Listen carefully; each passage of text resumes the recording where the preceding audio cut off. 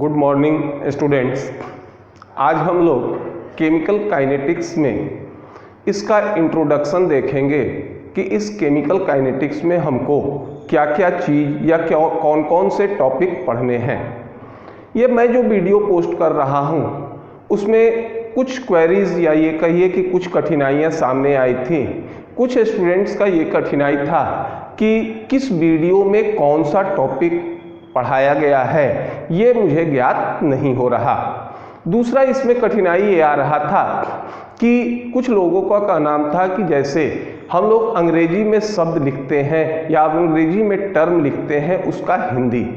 तो देखिए दोनों शब्द लिखने में, अंग्रेजी और हिंदी दोनों लिखने में काफ़ी समय व्यक्त हो जाएगा और जो वीडियो बनेगा वो लगभग 2 गुने समय का होगा। तो इसलिए हम अंग्रेजी टर्म तो लिखेंगे ही और वहाँ पर उसका हिंदी टर्म भी हम लोग नाम बोलेंगे और आप वीडियो पॉज करके या करंट में उस नाम को आसानी से लिख सकते हैं। इतना इस चीज़ का ध्यान रखा जा रहा है।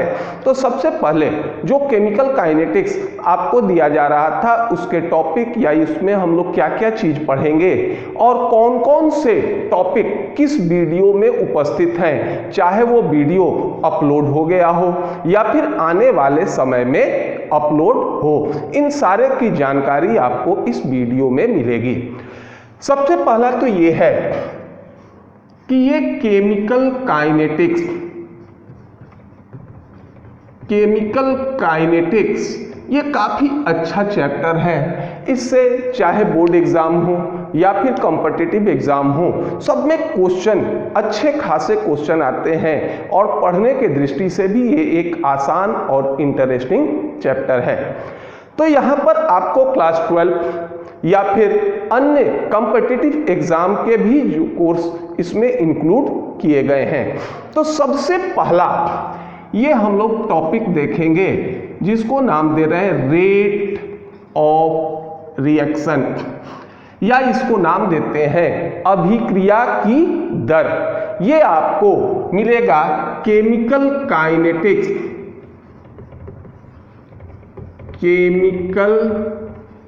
काइनेटिक्स पार्ट 1 में मिलेगा। ये आपको वीडियो अपलोड हो चुका है। दूसरा इसमें टॉपिक ये हम लोग पढ़ेंगे factor affecting rate of reaction and molecularity of reaction. इसमें 2 टॉपिक है, factor affecting rate of reaction यानी अभिक्रिया की दर को प्रभावित करने वाले कारक, और दूसरा था मॉलिक्यूलरिटी ऑफ रिएक्शन यानी अभिक्रिया की अनुकता। ये दोनों आपको मिलेंगे केमिकल काइनेटिक्स पार्ट 2 के अंतर्गत मिलेंगे। यह भी वीडियो आपका अपलोड हो चुका है। तीसरा टॉपिक था रेट लॉ या इसको कहते हैं दर नियम।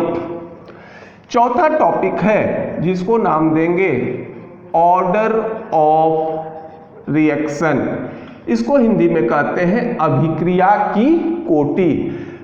तो दर नियम और ऑर्डर ऑफ रिएक्शन या रेट लॉ और ऑर्डर ऑफ रिएक्शन दोनों एक वीडियो में है जिसका हेडिंग है आपका केमिकल काइनेटिक्स पार्ट 3 में के अंतर्गत ये वीडियो अपलोड हुआ है। चौथा है zeroth order reaction, zeroth order reaction and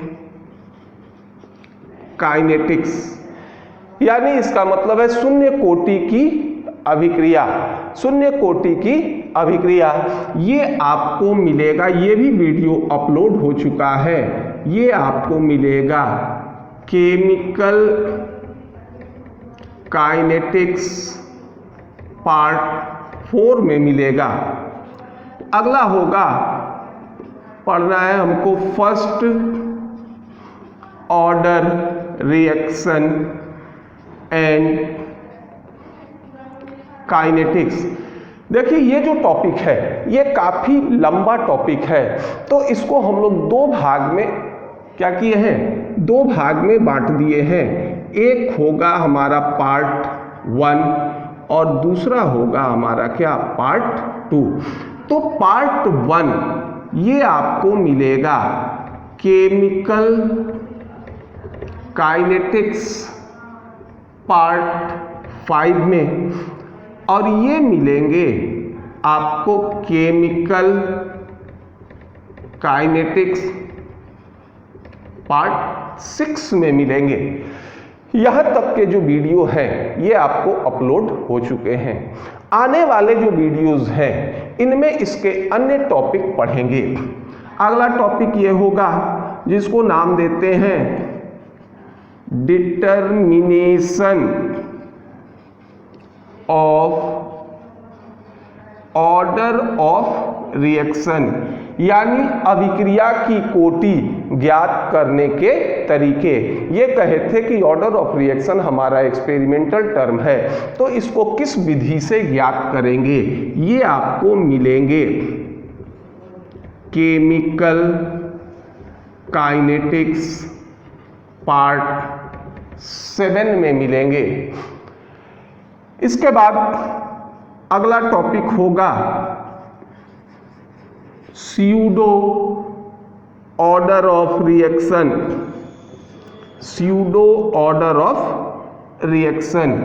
ये आपको मिलेंगे केमिकल काइनेटिक्स पार्ट 8 में मिलेंगे। इसके बाद एक टॉपिक पढ़ेंगे introduction of second and third order reaction. ये आपको मिलेंगे दूसरे और तीसरे कोटि की अभिक्रिया। ये आपको मिलेगा केमिकल काइनेटिक्स पार्ट 9 में मिलेंगे। स्यूडो ऑर्डर ऑफ रिएक्शन का हिंदी होता है आभासी अभिक्रिया की कोटि, यानी वैसे अभिक्रिया की कोटि जो देखने में दूसरा लगे लेकिन इसका ऑर्डर ऑफ रिएक्शन या अभिक्रिया की कोटि अलग आए। वैसे ऑर्डर ऑफ रिएक्शन या अभिक्रिया की कोटि को नाम देते हैं स्यूडो ऑर्डर ऑफ रिएक्शन। ये आपको मिलेगा केमिकल काइनेटिक्स पार्ट 8 में। इसके बाद द्वितीय introduction of second and third order of reaction, second और थर्ड अभिक्रिया की कोटि। देखिए ये चैप्टर या ये चीज हम लोग को नहीं पढ़ना है। यहाँ हम लोग सेकेंड और थर्ड ऑर्डर रिएक्शन के डिटेल्स को नहीं पढ़ेंगे, सिर्फ इसके इंट्रोडक्शन के बारे में जानेंगे कि ये क्या होता है। इसका जो होगा आउटलाइन स्टडी हम लोग करेंगे। इसके बाद होंगे नेक्स्ट टॉपिक होगा जिसको नाम देते हैं आरहेनियस इक्वेशन। ये आपको मिलेगा केमिकल काइनेटिक्स पार्ट 10 में मिलेंगे। आरहेनियस इक्वेशन में हम लोग ये देखेंगे रेट ऑफ रिएक्शन तापक्रम के द्वारा किस तरह से प्रभावित होता है, और रेट ऑफ रिएक्शन और तापक्रम के बीच जो संबंध स्थापित किया गया था इसी को नाम देते हैं क्या, आरहेनियस इक्वेशन। इसी टॉपिक के अंतर्गत हम लोग कॉलिजन थ्योरी ऑफ रिएक्शन के बारे में भी इंट्रोडक्शन या फिर हल्का फुल्का जानकारी प्राप्त करेंगे। इसके बाद आएगा नेक्स्ट जिसको नाम देंगे टॉपिक को मैकेनिज्म ऑफ रिएक्शन, यानी अभिक्रिया की क्रियाविधि।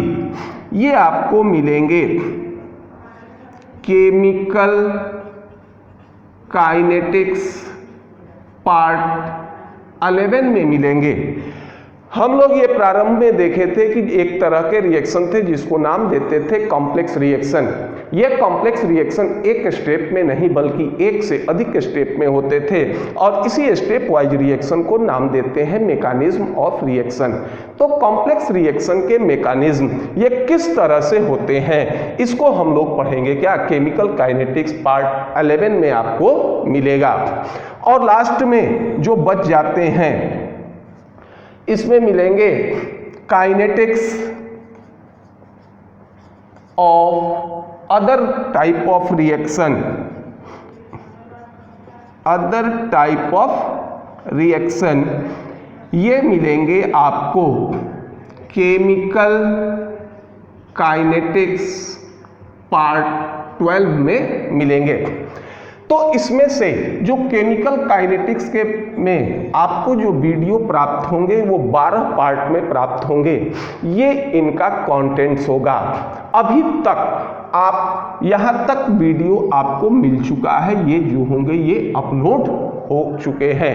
अभी अपलोड होने में determination of order of reaction, अभिक्रिया की कोटि ज्ञात करने के तरीके, स्यूडो ऑर्डर ऑफ रिएक्शन यानी आभासी अभिक्रिया की कोटि, introduction of second and third order reaction, second और थर्ड ऑर्डर रिएक्शन का क्या होगा इंट्रोडक्शन, आर्हेनियस का समीकरण, mechanism of reaction, complex reaction के मैकेनिज्म और kinetics of other type of reaction. जो अदर टाइप ऑफ रिएक्शन होते हैं जैसे ऑपोजिट रिएक्शन हो गया, पैरेलल रिएक्शन हो गया, इनके काइनेटिक्स के बारे में इंट्रोडक्शन या हल्का फुल्का जानकारी ये हम लोग केमिकल काइनेटिक्स पार्ट 12 में पढ़ेंगे। यही आपको 12 पार्ट में केमिकल काइनेटिक्स के वीडियो मिलेंगे। ये आपको हर तरह से चाहे क्लास 12 का हो या फिर किसी भी कॉम्पिटिटिव एग्जाम के लिए हो, सबके लिए लाभदायक होते हैं। हाँ ये जरूर है कि इसमें कुछ टॉपिक ऐसे हैं जो क्लास 12 के लिए इंपॉर्टेंट या क्लास 12 में हम लोग को पढ़ना नहीं है। इसको हम जब टॉपिक पढ़ाएंगे तो वहाँ बता देंगे कि ये क्लास 12 के लिए है या फिर ये कॉम्पिटिटिव एग्जाम के लिए हैं। हम लोग ये सारे टॉपिक इसलिए इंक्लूड कर लिए क्योंकि कोई क्लास 12 अकेले या सेपरेट नहीं पढ़ता। जब मान लीजिए हमको 20 तक का टेबल मान लीजिए पढ़ना है, क्लास 12 में हमको 18 तक टेबल पढ़ना है, तो फिर जब 18 तक टेबल पढ़ेंगे ही तो 19 और 20 भी जो होगा ये पढ़ लेंगे। तो इनमें से अधिकांश टॉपिक आपको क्लास 12 में पढ़ना है।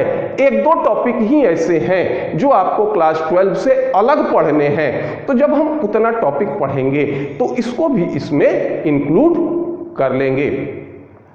आपको ये वीडियो पसंद आया हो तो इसको या इस इंट्रोडक्शन को आप जरूर सब्सक्राइब कीजिएगा, लाइक कीजिएगा। धन्यवाद।